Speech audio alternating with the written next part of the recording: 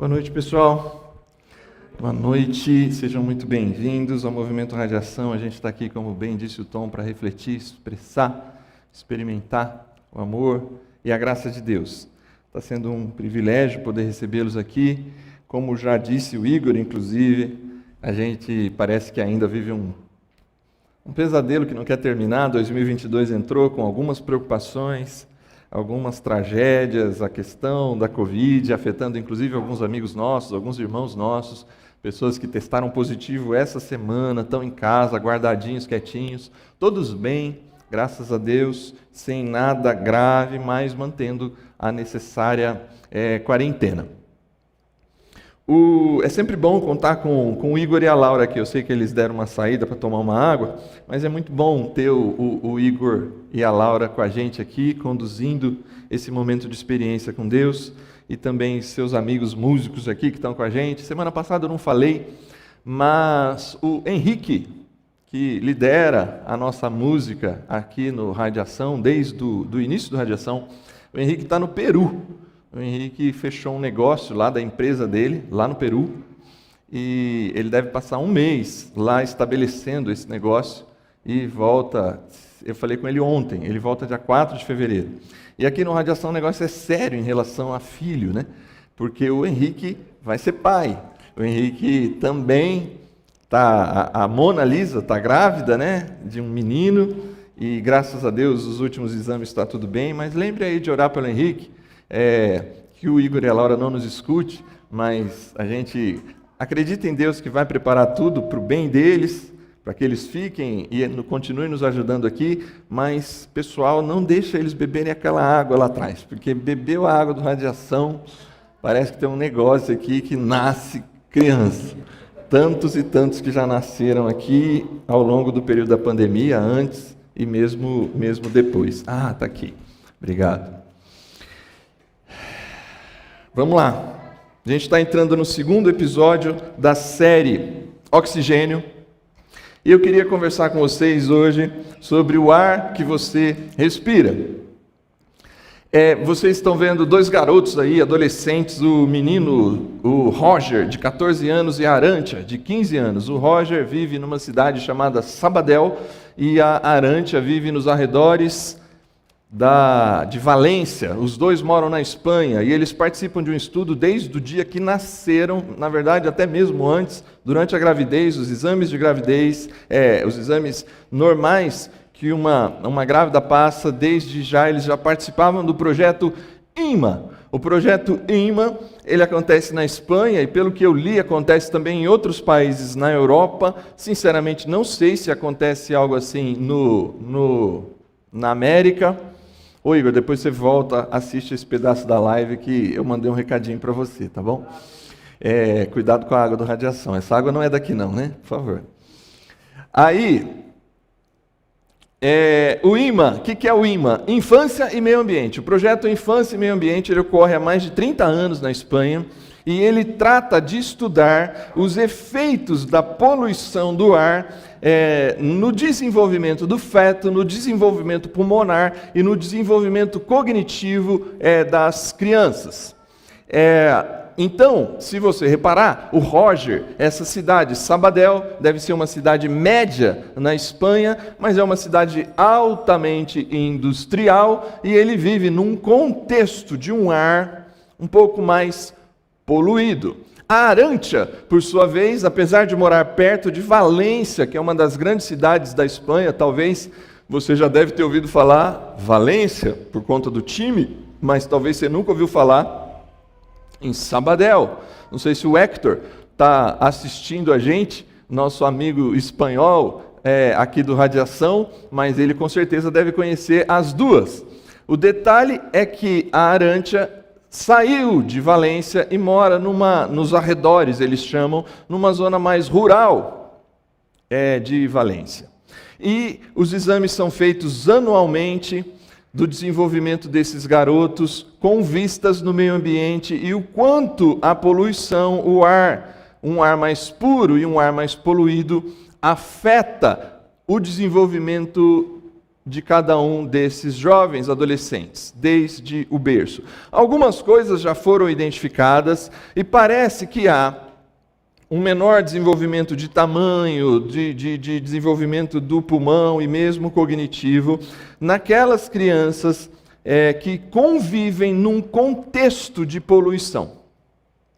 O estudo que eu li, ele é bem coerente, assim, ele não é alarmante, ele não tenta fazer sensacionalismo em cima do fato, porque essa diferença é muito mínima, praticamente imperceptível, porque senão, nascer em São Paulo, capital, por exemplo, e ter vivido lá, tornaria as pessoas piores do ponto de vista da cognição do que em qualquer outro lugar do nosso país. É mínimo o problema do ponto de vista pessoal. O que esses estudos têm apontado é que o ar que respiramos, se continuar num processo contínuo, nós teremos cada vez mais gerações e gerações de pessoas envolvidas num contexto de poluição e que isso realmente, de um ponto de vista de longo prazo, pode ter efeitos prejudiciais para o desenvolvimento das próximas gerações. Então, esse estudo aponta o fato, apesar de esse estudo ser feito com pessoas individuais, mas ele hoje tem apontado para uma preocupação comunitária, do ponto de vista de uma relação com o meio ambiente que precisa ser repensada.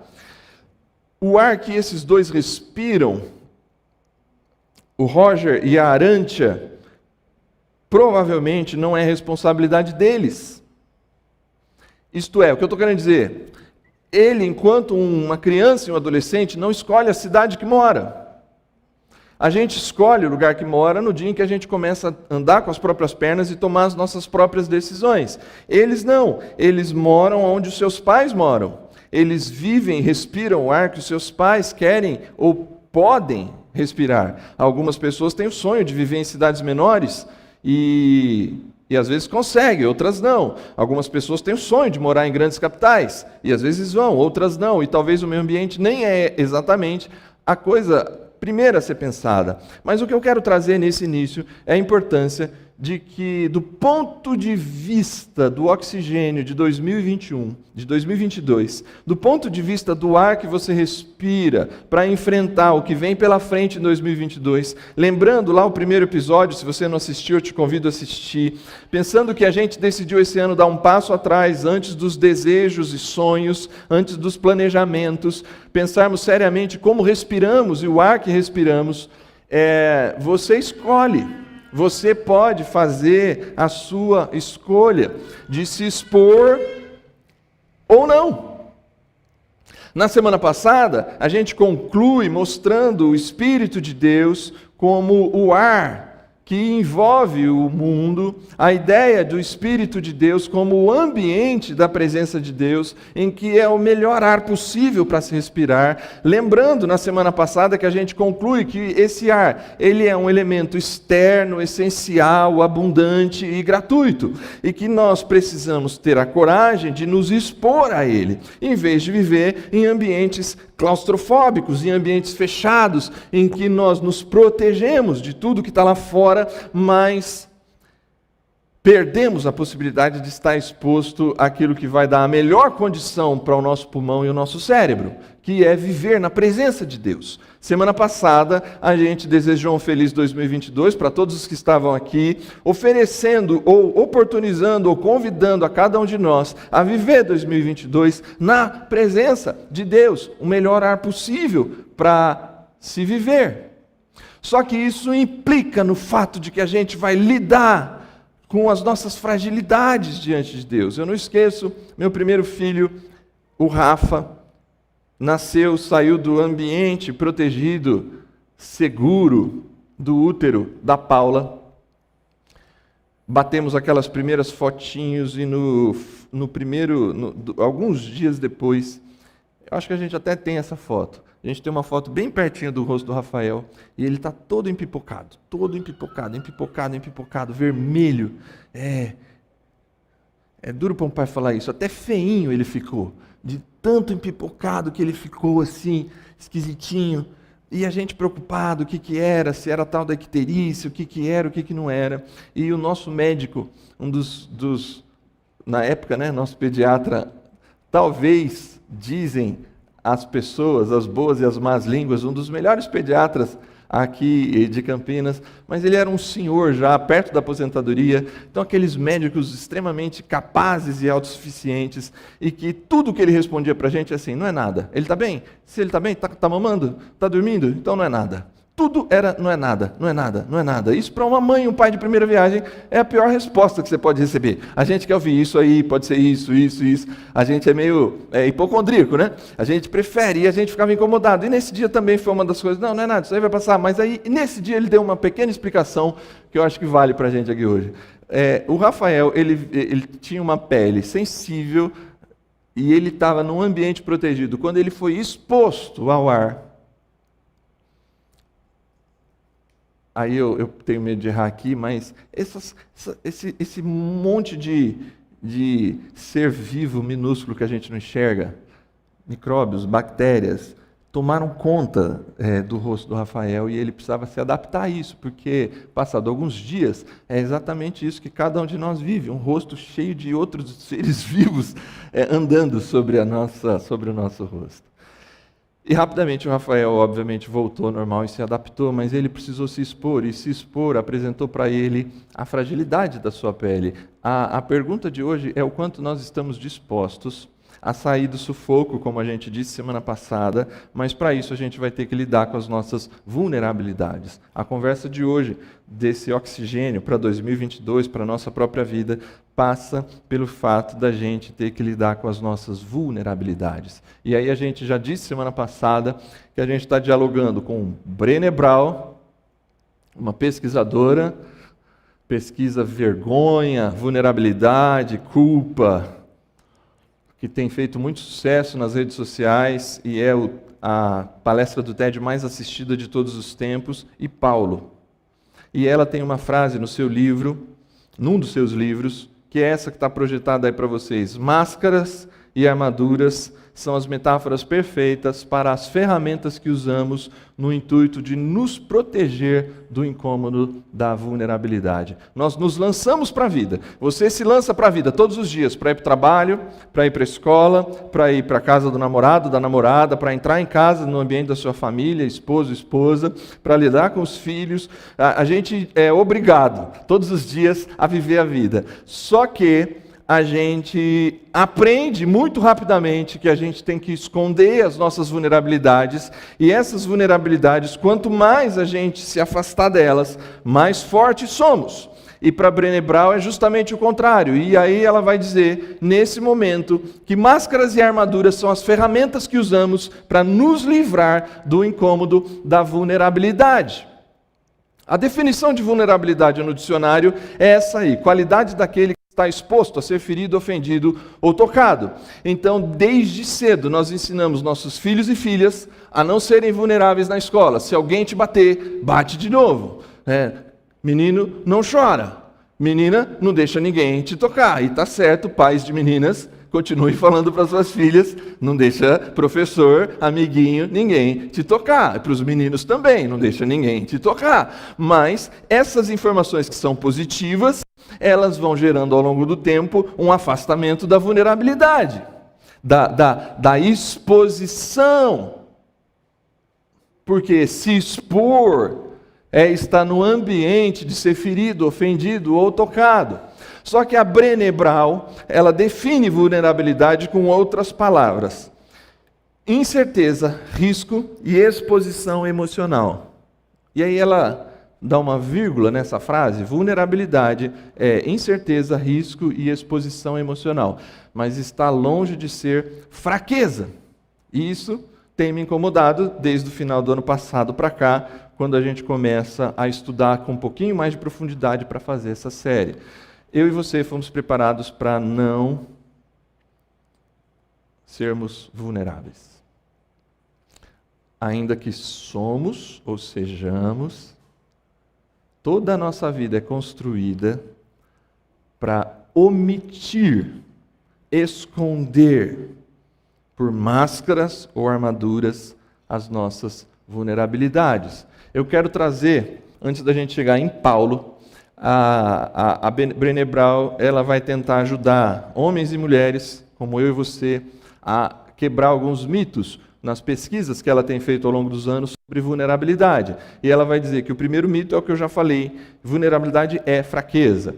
Então ela falou, é um mito que vulnerabilidade seja fraqueza. E aí ela diz assim, sentir é estar vulnerável. Só o fato de você sentir, ter sentimento, qualquer pessoa que tenha empatia, qualquer pessoa que tenha alguma relação de amor e preocupação com o outro, automaticamente está no ambiente da vulnerabilidade. Pessoas sem empatia nenhuma, sem nenhuma ligação com as pessoas, com os outros, essas pessoas, elas talvez não sejam vulneráveis, e isso para ela é quase que uma patologia, uma doença. Então assim, o primeiro mito que ela tenta quebrar para a gente é que vulnerabilidade não é fraqueza. O segundo mito que ela fala é vulnerabilidade não é para mim. E aí no livro dela ela vai desenvolver que é uma frase muito própria de homens, vulnerabilidade não é para mim. E aí ela vai apresentar o conceito que a vida é vulnerável. A vida é vulnerável.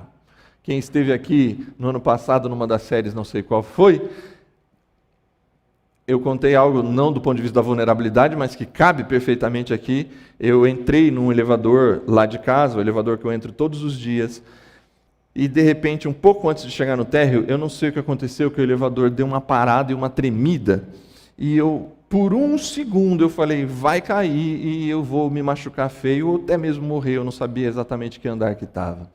A vida é muito vulnerável, a gente está exposto, vulnerável a ser machucado todos os dias, todos os momentos. Aqui, nesse lugar aqui, um ambiente tão gostoso, de uma experiência tão gostosa com Deus, mas a vida é tão vulnerável que alguém aqui, numa palavra mal colocada, às vezes sem querer, te machuca. Vulnerabilidade é expor totalmente a minha vida. Eu acho que esse é o melhor dos mitos para a gente quebrar. Então você está convidando, a Brené Brown convida a gente a ser vulnerável. Então eu tenho que agora chorar minhas pitangas para todo mundo e me abrir com todo mundo. E ela vai falar assim, não, isso aí é superexposição. E superexposição é o contrário da vulnerabilidade, porque a superexposição é uma maneira de você se esconder das suas vulnerabilidades, porque tudo vira vulnerabilidade, porque você se expõe totalmente o tempo todo. E ela vai dizer que vulnerabilidade é aquele espaço em que você cria um ambiente de respeito e reciprocidade. Algumas pessoas precisam ter acesso à sua vulnerabilidade. Homens que me ouvem, é bem verdade que a gente às vezes carrega alguns pesos, que a gente precisa ser responsável por algumas coisas, mas você precisa encontrar o seu ambiente em que você pode se expor e ser quem você é. No meu ponto de vista, há alguns anos nesse caminho pastoral, alguém em algum momento me deu o livro Pastores em Perigo, do Jaime Kemp, Dr. Jaime Kemp. E o Dr. Jaime Kemp, dentre vários aspectos do livro Pastores em Perigo, ele fala assim, pastor é talvez uma das profissões de maior vulnerabilidade, porque às vezes a gente tem acesso a histórias de pessoas, a situações de pessoas que a gente não pode contar para ninguém. A gente carrega muitas coisas, a gente tem alguns sofrimentos por conta do estilo de vida que a gente leva, e por vezes o fato de ter que falar aqui numa situação em que de alguma forma a gente precisa apresentar aquilo que Deus mesmo tem para o nosso coração, por vezes a gente vai criando um ambiente de mostrar para as pessoas que a nossa vida tem algo de perfeição. E nesse sentido, o livro Pastores em Perigo, ele traz assim um conceito que de alguma forma eu acho que eu já tinha na minha vida, mas eu nunca mais o abandonei. Tenha um amigo em que você possa falar tudo o que você pensa, em que você possa se expor verdadeiramente. Tenha pessoas da sua intimidade que você pode se expor. Quem são as pessoas que você pode ser você mesmo? Seria muito bom, obviamente, que essa pessoa fosse a sua esposa, a pessoa com quem você vai construir a sua vida. Mas por vezes, por algumas situações, mesmo assim, O conselho do Jaime Kemp continua lá no meu ouvido. A importância de eu ter uma relação, de eu ter pessoas em que eu possa me expor, que eu possa dizer dos meus medos e das minhas fraquezas. E nesse sentido, é uma base de reciprocidade, em que essa pessoa também se sinta num ambiente de confiança para abrir o seu coração. Você precisa criar esse ambiente de reciprocidade para ser quem você é. Perceba, Paulo, ele fala sobre esse assunto, agora entrando aqui em Paulo, como ele apresenta o assunto da vulnerabilidade, o como ele se expõe, e uma dessas exposições para ele é diante de Deus. Eu achei muito legal o Tom trazer para a gente aqui no começo essa verdade. Ninguém precisa falar para Deus o que você precisa, ainda que a gente possa pedir para os outros entrar com a gente em oração, mas você mesmo pode se chegar a Deus, e esse é um ambiente de plena confiança que você deveria estabelecer. Olha o que Paulo diz: para impedir que eu me exaltasse por causa das grandezas, das revelações que recebia. Paulo é um grande homem de Deus. Paulo ele tem uma vida intensa, e essa vida intensa diante de Deus está dando para ele uma visibilidade muito grande. E aí ele diz assim: para que eu não me exaltasse com tudo isso que Deus estava fazendo na minha vida, foi-me dado um espinho na carne. 3 vezes eu pedi a Deus para que me tirasse isso. E Deus respondeu para Paulo assim: a minha graça é suficiente para você, pois o meu poder se aperfeiçoa na fraqueza. Portanto, eu me gloriarei ainda mais alegremente em minhas fraquezas, para que o poder de Cristo repouse em mim. Por isso, por amor de Cristo, eu me alegro nas fraquezas, nos insultos, nas necessidades, nas perseguições, nas angústias, pois quando sou fraco, é que eu sou forte. Paulo é um grande homem.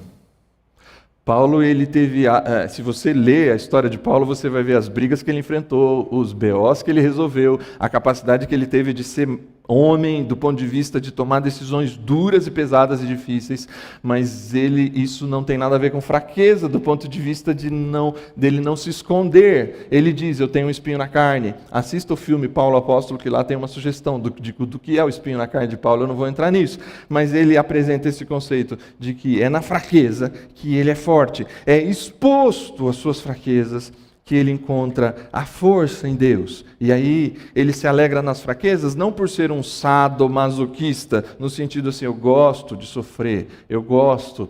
Não é isso que Paulo está dizendo. Ele está dizendo assim: eu sei lidar muito bem com isso, porque é nesse contexto de vulnerabilidade que eu sou forte. Então, aqui agora eu chego exatamente no texto que nos interessa. Você é o ar que você respira. 2022 se apresenta nos primeiros meses como um ano que vai trazer algumas dificuldades, do ponto de vista da pandemia e talvez da economia, das eleições e tantos outros aspectos, antes dos planejamentos e decisões, antes dos sonhos e projetos. Respire um ar, escolha o ar que você vai respirar, porque em 2022, e na verdade ao longo da sua vida, você é o ar que você respira. O oxigênio nesse sentido vai ser uma decisão que você vai tomar.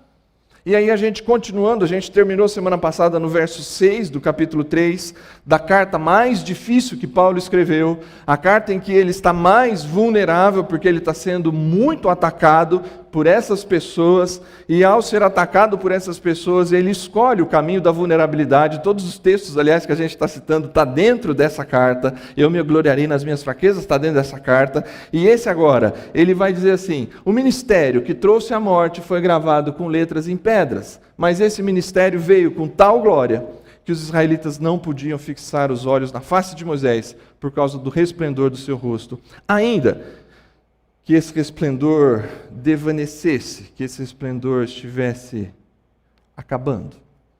Por que eu começo com um texto que parece que não diz nada sobre o nosso assunto? Ou talvez parece um texto tão intrincado, difícil. Mas o que Paulo está falando aí, ele terminou dizendo que na nova aliança, a gente tem uma nova possibilidade de viver no ambiente do Espírito. E aí ele vai apresentar 2 ambientes. Um ambiente talvez poluído e um ambiente de ar puro. Um ambiente de um ar difícil e um ambiente de um ar em que a gente precisa, só o que a gente precisa coragem para se expor. E ele vai dizer assim: um ambiente é um ministério que trouxe morte, gravado com letras, em pedras, mas esse ministério, esse ambiente, ele é tão glorioso que as pessoas que participaram no primeiro contato com esse ambiente não podiam fixar os olhos na face daquele que é o representante desse ambiente, porque o resplendor do seu rosto estava lá, eles tinham medo, e isso, mesmo sem perceber que esse resplendor ele ia sumindo. Você vai entender o que eu estou querendo dizer. Você pode continuar tomando a decisão da velha aliança. Para você entender esse ministério de morte que Paulo fala em Coríntios 3, eu preciso rapidamente te esclarecer do que ele está dizendo, para perceber se é essa a escolha que você tem feito na sua vida. Qual é a escolha que Paulo está dizendo que algumas pessoas tomam a partir do ministério da velha aliança? Como é que funciona a velha aliança? Onde nasce a velha aliança? A velha aliança nasce no povo de Israel saindo do Egito, em que eles recebem em primeira mão as pedras do que a gente conhece como 10 mandamentos.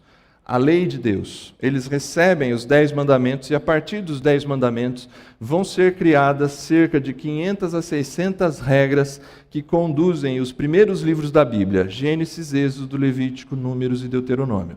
Lá você vai ter um código legal de funcionamento da estrutura de um país e de uma comunidade. A lei de Deus.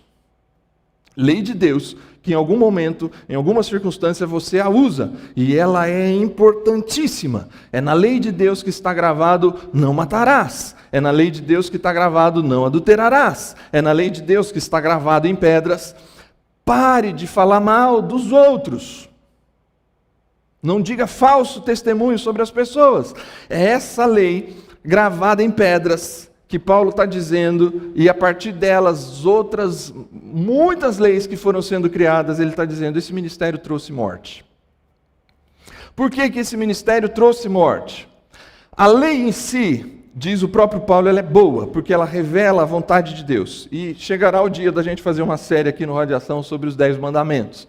Mas eu só preciso que você entenda um negócio que aconteceu com essas pessoas.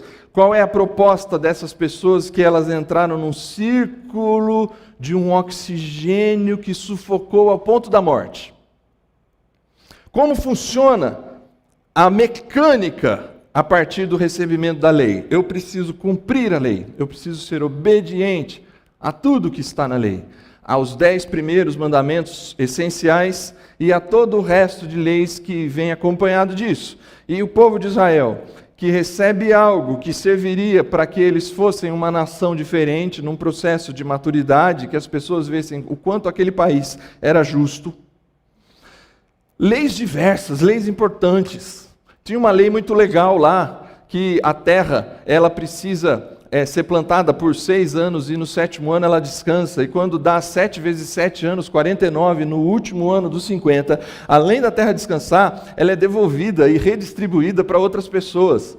É uma loucura hoje a gente pensar que em 50 anos você perderia as terras que você tem, mas é uma lei que traz um conceito de justiça muito legal. A lei é boa, só que o que a lei se tornou? Atitudes de você não ir amadurecendo, mas atitudes para mostrar que um é melhor que o outro. Aquela lei que serviria para que as pessoas olhassem e vissem, olha só que povo legal, e a gente poderia copiar suas leis, se tornou um povo arrogante, um povo que vivia as suas leis e vivia cada um tentando ser melhor que o outro, e ao tentar ser melhor que o outro, se viram numa condição de que não conseguiam, e ao se ver na condição de que não conseguiam, começaram a parecer que conseguiam. E isso para Deus é o grande problema do Antigo Testamento. É Deus falar assim, eu estou cansado de vocês. Eu estou cansado de vocês dizer que me adoram. Vocês me adoram com seus lábios. Vocês me adoram com as suas palavras. Mas o coração de vocês está longe de mim. O problema de Deus com o povo dele é que é um povo que tem uma aparência, mas só aparência. Jesus vai chamar um pouco mais para frente que essas pessoas são sepulcros caiados, porque está bem bonitinho, calzinho branco, mas embaixo disso só tem morte e podridão. Porque as pessoas passaram a viver de tal forma que elas precisam se parecer algo e não ser verdadeiramente algo. E nesse momento a lei ela se torna uma máscara e não um processo de amadurecimento que sempre foi a proposta de Deus. Quando não usa máscara, você tem os rituais. Então, por meio dos rituais, mata um carneiro, mata uma pombinha, você cumpre um ritual. Esses rituais que apontam para a misericórdia de Deus, rituais que apontam para o fato de que Deus substitui eu e você que erramos, e alguém ocupa o nosso lugar, e vai apontar para a grande misericórdia de Deus cumprida em Jesus, elas se tornam também armaduras. E eu queria só conectar isso com você. Será que você tem escolhido essa decisão? Esquece por um momento a lei de Deus do ponto de vista dos 5 primeiros livros. Mas pense na lei de Deus que está cravada no coração das pessoas ao longo do tempo. Então você entra numa empresa, tem ali elementos importantes da lei de Deus presentes naquela empresa, porque você precisa produzir, você precisa ser honesto, você precisa entregar seus relatórios, você precisa fazer de tal forma que você seja uma pessoa íntegra, que é a sugestão da lei de Deus. Você entra num casamento, o Igor falou que daqui a 3 meses, né? Menos de 3 meses. Gente, Electrolux, se tem um negócio da Electrolux lá, guarda e entrega para ele. Você vai, até esqueci o que eu estava falando, casar. E aí eles vão casar, provavelmente, parecido com isso, ou mais ou menos isso, eles vão dizer assim, eu vou te amar, te respeitar, te honrar, na alegria, na tristeza e na saúde e na doença. Eu vou ser fiel a você. Nós temos todo um conjunto de coisas que são boas e a gente assume esses compromissos. Mas com o tempo, eu e você, no trabalho, na família, nos diversos outros relacionamentos, isso só se torna máscara, porque nós não somos esse profissional, nós entregamos relatórios errados, nós fazemos mal feito o trabalho, nós não cumprimos na saúde, na doença, na alegria e na tristeza, nós falhamos uns com os outros, e aí, em vez da gente assumir a nossa falha, a gente cria uma máscara. A gente passa a ter uma aparência de perfeito.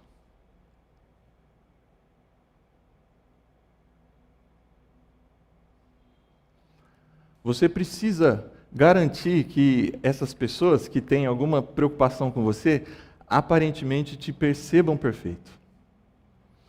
E quando isso falha, você vai para a armadura. Então aí você acha assim, então eu vou, se você tem alguma relação com igreja, você acha assim, então eu vou orar mais. Mas você não ora mais para se relacionar com Deus. Você ora mais para, quem sabe, isso funcione como uma mágica, uma magia, um exercício que você entrega, como se você acreditasse ainda em Papai Noel. Eu faço coisas boas e eu recebo no final do ano coisas boas. E aí, quando essas coisas boas não acontecem, alguns de nós nos revoltamos com Deus. Porque a gente vive no mundo da máscara ou da armadura. Eu não consigo ser tudo que eu prometi ser, então eu crio uma máscara. E aí, quando eu não consigo, aí eu tenho a magia, o ritual. Eu faço alguns rituais, porque são esses rituais que vai me tornar uma pessoa melhor. Os israelitas não podiam com isso. Ninguém pode. O texto ele disse claramente, isso vai levar você à morte. Porque daqui a pouco você não é mais o que você era, porque você está tentando ser uma coisa que você não é, e você está confiando numa magia. A magia por vezes funciona, eu vou fazer isso, eu vou fazer uma novena, eu vou fazer uma oração, eu vou me dedicar aos mais pobres, eu vou fazer alguma coisa, mas isso você não faz por convicção, você faz para receber algo em troca. Essa decisão, ela é problemática, porque essa força aparente, essa fortaleza aparente, ela existe até o dia em que as fissuras e as rachaduras começam a aparecer. E às vezes não dá mais tempo, porque aí o relacionamento já quebrou, a empresa já está num momento, o trabalho está num momento difícil, você mesmo emocionalmente já está quebrado por dentro, precisando de uma ajuda que você não queria, se revelar fraco, dizer eu não estou aguentando, não dá mais para mim, eu não estou suportando isso. Porque você tenta criar uma fortaleza a partir de atitudes e rituais. E é disso que Paulo está falando. Esse ministério, a vida sim vai trazer morte. Você tenta. E você busca ser perfeito. Não é aparência. Não é ritual. Ritual na expectativa de receber algo. Vocês, diz Deus, para mim e para vocês. Eu estou incluso nisso vocês. Vocês me buscam com seus lábios, mas o coração de vocês está longe de mim. O verso seguinte vai dizer assim: não será o ministério do Espírito ainda mais glorioso? Por quê? O que Paulo disse ali atrás é assim: esse ministério tem uma glória. É possível viver assim por muitos anos. Aliás, eu diria que tem gente que viveu assim a vida inteira e morreu assim. Viveu assim, lidando com escondendo as suas fraquezas e renovando as suas máscaras e as suas armaduras, e morreu assim. O ar que respirou foi esse, a vida inteira. E Paulo está dizendo assim: isso aqui tem uma glória. Tem aqui uma glória. A glória de falar assim: eu consigo, eu sou, eu faço, eu sou perfeito, eu uso os rituais e a coisa funciona, e aí eu estou preso a tudo isso aqui. Só que aí, a partir desse momento, quando essa glória começa a sair, você se vê exposto. Mas Paulo está dizendo assim: será que viver no outro ar, no ar do Espírito, não é muito melhor do que nesse, porque é muito mais glorioso? Então eu queria dizer para você, viver no Espírito não vai diminuir as suas vulnerabilidades, mas torna você com uma força insuperável em Deus. Você pode escolher o ambiente do ministério da morte, e no ministério da morte, você vai buscar ser a melhor pessoa, e você vai buscar fazer os melhores rituais, só que um dia as fissuras vão aparecer. Porque você não está fazendo isso para se relacionar com Deus e se parecer com Ele, mas para aparecer para os outros, ou para Deus, que a coisa está bem. Só que no dia em que você entra no ambiente do Espírito, não é muito mais glorioso? Paulo pergunta: será que não é muito mais glorioso viver no Espírito? Então assim, eu te convido a viver no Espírito. Viver no Espírito não vai diminuir as suas vulnerabilidades, mas vai trazer para você uma força insuperável em Deus. E eu quero ler esse outro trecho de Paulo, no capítulo 4 dessa carta. Temos esse tesouro em vasos de barro, para mostrar que este poder, que tudo excede, provém de Deus e não de nós. É desse ministério glorioso no Espírito que ele está falando. De todos os lados somos pressionados, mas não desanimados. Ficamos perplexos, mas não desesperados. Somos perseguidos, mas não abandonados. Abatidos, mas não destruídos. Viver no Espírito traz uma força insuperável, mas não acaba com as suas vulnerabilidades. Trazemos sempre em nosso corpo o morrer de Jesus, para que a vida de Jesus também seja revelada em nosso corpo.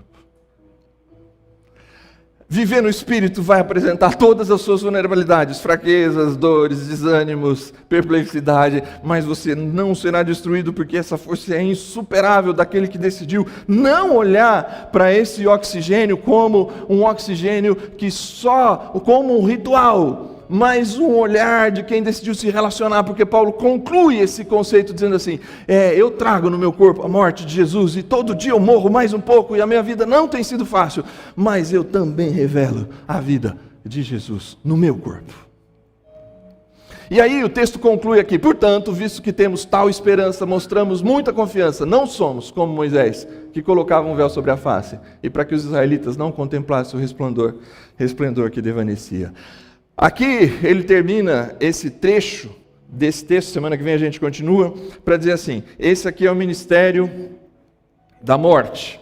O ministério do Espírito é mais glorioso que o ministério da morte, porque a glória desse é insuperável, a força desse é insuperável. Eu continuo frágil, mas agora eu estou em Deus, a minha fortaleza está em Deus. Por isso eu tenho tamanha confiança, e eu não sou como Moisés. Você é o ar que você respira. Se você quiser continuar respirando o ar, da aparência e do ritual, um dia ele vai te sufocar. Se você respirar o ar do Espírito, você vai chegar à conclusão de Paulo: eu não sou como Moisés, que colocava um véu sobre a face para que as pessoas não vissem que a glória estava indo embora. Essa é a decisão da nova aliança. A decisão da nova aliança, ela é tão parecida com a decisão da antiga aliança, mas ela é tão diferente. Porque na decisão da nova aliança, os profetas vão dizer assim: eu vou gravar as minhas leis no coração de vocês. O ministério da pedra mata, o ministério do Espírito vivifica.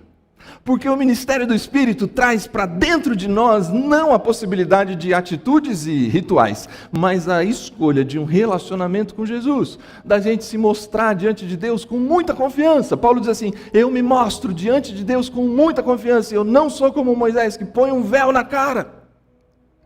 Eu não sei se você conhece a Alicia Keys, cantora norte-americana que é defensora e um dos principais ícones de uma campanha mundial da mulher sem maquiagem. A Alicia Keys maquiada é maquiada. Eu ia falar é linda, mas a Alicia Keys é linda assim também. Eu sei que isso, ninguém precisa adotar isso, tá? Como estilo de vida. Ela adotou, se alguém adotar, ótimo. Eu acho que o importante aqui é a capacidade de dizer assim: eu não sou o que eu aparento ser, eu sou o que eu sou sem máscaras. Não estou defendendo que mulher não use maquiagem ou que homem não se cuide. Eu só estou querendo dizer que a escolha da nova aliança é uma escolha de relacionamento. O que está acontecendo com Moisés? Moisés, ele sobe diante de Deus no monte. E aí parece que o texto diz em Êxodo 34 que quando ele desce do monte, ele não está percebendo, mas algumas pessoas dizem: Moisés, teu rosto está brilhando. Tem um negócio diferente no seu rosto, Moisés. E aí o texto lá de Êxodo 34 vai dizer o que Paulo disse aqui: os israelitas ficam com medo e pedem para Moisés esconder o rosto, porque eles têm medo do que Deus pode fazer, eles têm medo de Deus. As pessoas que estão diante da primeira aliança têm medo de Deus, porque parece que Deus está pronto a destruir. Então eles veem um homem que tem um alto relacionamento com Deus e eles têm medo dessa pessoa e eles se afastam dessa pessoa. E Moisés reforça esse medo no momento em que ele coloca o véu. Ele pega um véu da esposa. É o único lugar na Bíblia que homem usa véu. Para você ter uma ideia, não tem outro lugar na Bíblia homem usando véu. Hoje nós todos estamos usando máscara, né? Mas ele usou véu, é o único homem que tem usando véu na Bíblia. E o que ele fez? Provavelmente ele pegou um véu da esposa, falou: vê o véu menos cheio de rococó e me dá esse véu. Só que os dias iam passando, eu acho que Moisés acordava e perguntava para a esposa: continua brilhando? Aí ela falava: não, está sumindo. Como um bronze, que a gente está diante do sol, bronzeia e logo passa. Mas ele continuava com o véu, e Paulo está dizendo assim: mesmo o brilho saindo, Moisés continuava com o véu. 2 motivos para ele continuar com o véu. Um deles, não querer ofender os israelitas que estão com medo. Ele usa o véu por medo da reação dos israelitas. Segunda, medo das pessoas, né? Ele tem medo de ofender as pessoas, e aí ele usa o véu. Segunda possibilidade de Moisés usar o véu: medo das pessoas acharem que ele não era tudo isso. Paulo, quando ele diz assim: quando eu escolho viver na nova aliança, eu escolho e mostro muita confiança. A palavra melhor para ser traduzida seria ousadia. Eu tenho muita ousadia para ser e falar e agir diante de Deus e das pessoas como eu realmente sou. Como eu realmente sou. Tenha ousadia para se apresentar diante de Deus e as pessoas sendo quem você é de verdade, sem meias verdades. Paulo está dizendo assim: na nova aliança eu sou quem eu sou. A nova aliança ensina pessoas que chegam a Jesus, e as pessoas que chegam a Jesus do ponto de vista da velha aliança, geralmente toma uma bronca de Jesus. Ó, mestre, você que é muito bom, o que eu faço para herdar a vida eterna? E Jesus já responde para a pessoa: eu não sou bom, quem é bom é Deus. Para de graça comigo, não me venha só com palavras. Agora, quando chega uma pessoa e fala assim: eu não tenho marido, Jesus fala para ela: realmente não tem, você tinha 5, o que você tem não é seu, mas eu tenho água para te dar, água que pode jorrar para a vida eterna. Jesus tem prazer nas pessoas que são realmente quem são. Ao se aproximar de Deus, não tenta achar que se aproximar de Deus é fingir um conceito de perfeição, fingir que você é melhor que você é, fingir que as dúvidas que você tinha sumiram. Fingir que os problemas que você tem não existem, como se você pudesse esconder de Deus quem você realmente é. Tenha ousadia e confiança de falar para Deus, de agir diante de Deus, como quem você realmente é, sem meias verdades, Ele te conhece. Essa é a decisão da nova aliança, não para você permanecer como você sempre foi. E eu acho que aqui é o ponto. O fato de você ser quem você realmente é assim: eu sou difícil mesmo, eu sou grosso mesmo, eu sou complicado mesmo, eu tenho essas fraquezas mesmo, eu realmente sou irresponsável às vezes, eu tenho dificuldade de falar com as pessoas, eu sou impaciente, eu tenho dificuldade com dinheiro, eu tenho problemas com a minha família, com a minha esposa, com o meu esposo, eu estou vivendo um momento emocional difícil. E eu não estou dizendo que você deve se abrir com todo mundo, mas eu estou dizendo que você tem que criar um ambiente de vulnerabilidade em que você possa dizer, porque Deus sabe quem você é, exatamente quem você é. Ter ousadia de dizer para Deus exatamente quem você é, se revelar, não para permanecer como é, mas para entrar num relacionamento com Jesus. E aí sim, a lei de Deus, a boa vontade de Deus, ela não vai transformando você para você ser um religioso melhor que os outros. Ela vai transformando você para você ser cada vez uma nova pessoa.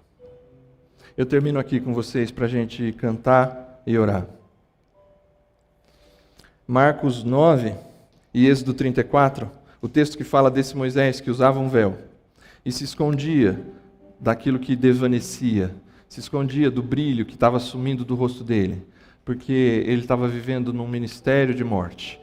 E aqui Paulo fala assim: a gente não precisa ser assim, a gente pode escolher viver de maneira verdadeira. Olha o texto de Marcos 9, e se você quiser, leia Êxodo 34 e Marcos 9 em casa. Eles têm semelhanças de construção, porque Moisés sobe no monte e se encontra com Deus. Em Marcos 9, Jesus sobe no monte e se encontra com Deus. Em Êxodo 34, Moisés, ao estar no monte, o seu rosto brilha. Em Marcos 9, Jesus, ao estar no monte, o seu rosto brilha. E aí, a construção é muito parecida desses dois versos que eu trouxe para você. Quando todos os israelitas viram Moisés com o rosto resplandecente, tiveram medo de se aproximar dele. E olha como é parecido o texto do verso 15. Logo que todo o povo viu Jesus, ficou muito surpreso e correu para ele. Essa é a escolha que você vai fazer na sua vida, para toda a sua vida, viver na velha aliança ou na nova aliança. A gente está falando de 2022, essa é a escolha que eu quero que você faça para 2022, viver com as suas máscaras, escondendo as suas vulnerabilidades, fazendo as suas armaduras, confiando somente em você, mantendo aparências. Só que esse ministério é o ministério do afastamento de Deus. Você vai em algum momento se afastar de Deus, porque esse ambiente em algum momento causa medo, porque quando você está diante de Deus de verdade, você se sente a pior pessoa do mundo, e aí você vê o brilho de algumas pessoas, e o que melhor você quer é se afastar disso, porque você não quer ser exposto a quem você realmente é.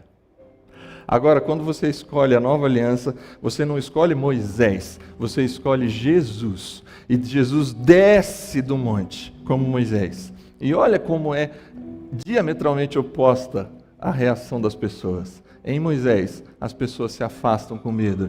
Em Jesus, a melhor palavra talvez não seria surpreso, seria maravilhado. Eles ficaram maravilhados de ver Jesus. E eles correm para ir ao encontro dele.